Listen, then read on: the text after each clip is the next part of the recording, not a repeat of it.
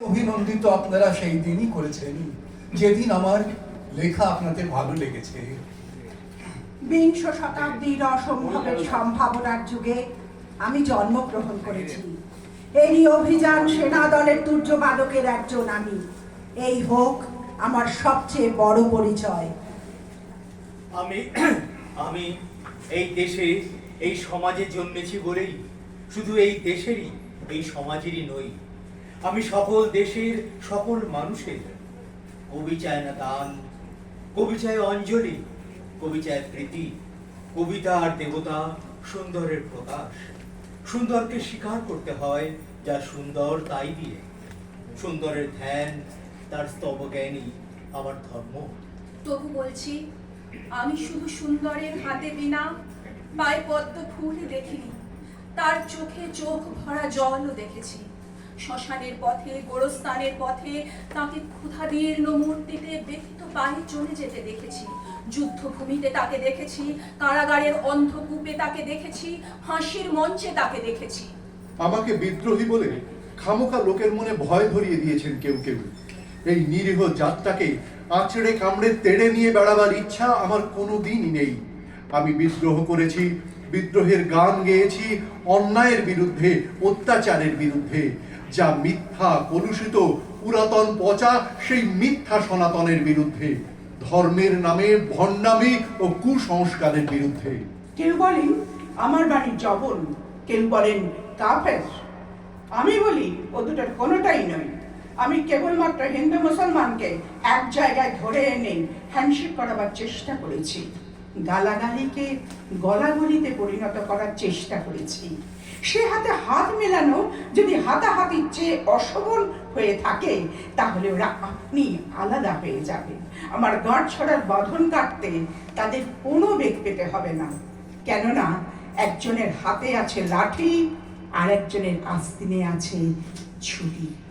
হিন্দু মুসলমানে দিন রাত হানাহানি, জাতিতে জাতিতে বিদ্বেষ, যুদ্ধ বিগ্রহ। মানুষের জীবনে একদিকে কঠোর দারিদ্র, ঋণ, অভাব, অন্যদিকে লোভী অসুরের যক্ষের ব্যাংকে কোটি কোটি টাকা পাষাণ স্তূপের মতো জমা হয়ে আছে। এই অসাম্য ভেদ জ্ঞান দূর করতেই আমি এসেছিলাম। আমার কাব্যে, সঙ্গীতে, কর্মজীবনে অভেদ ও সুন্দর সাম্যকে প্রতিষ্ঠিত করেছিলাম। আমি যশ চাই না, খ্যাতি চাই না, প্রতিষ্ঠা চাই না, নেতৃত্ব চাই না। জীবন আমার যত দুঃখময় হোক, আনন্দের গান, বেদনার গান গেয়ে যাব আমি। দিয়ে যাব নিজেকে নিঃশেষ করে সকলের মাঝে বিলিয়ে। সকলের বাঁচার মাঝে থাকবো আমি বেঁচে।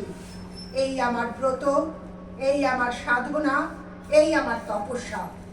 রবীন্দ্রনাথ আমায় প্রায় বলতেন, দেখ উন্মাদ, তোর জীবনে শেলির মতো, কিটসের মতো খুব বড় একটা ট্র্যাজেডি আছে, তুই প্রস্তুত হ। জীবনে সেই ট্র্যাজেডি দেখবার জন্য আমি কতদিন অকারণে অন্যের জীবনকে অশ্রুর বর্ষায় আচ্ছন্ন করে দিয়েছি। কিন্তু আমারই জীবন রয়ে গেল বিশুষ্ক মরুভূমির মতো তপ্ত, মেঘের ঊর্ধ্বে শূন্যের মতো। কেবল হাসি, কেবল গান, কেবল বিদ্রোহ।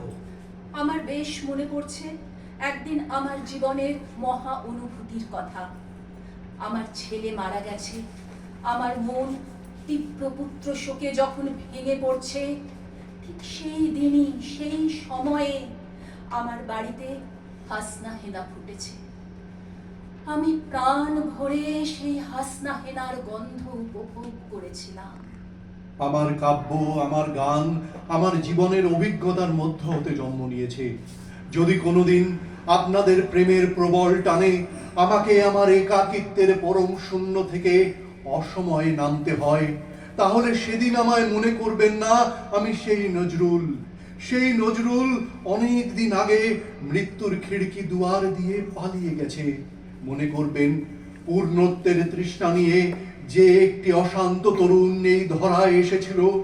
অপূর্ণতার বেদনায় তারই বিগত আত্মা যেন স্বপ্নে আপনাদের মাঝে কেঁদে গেল।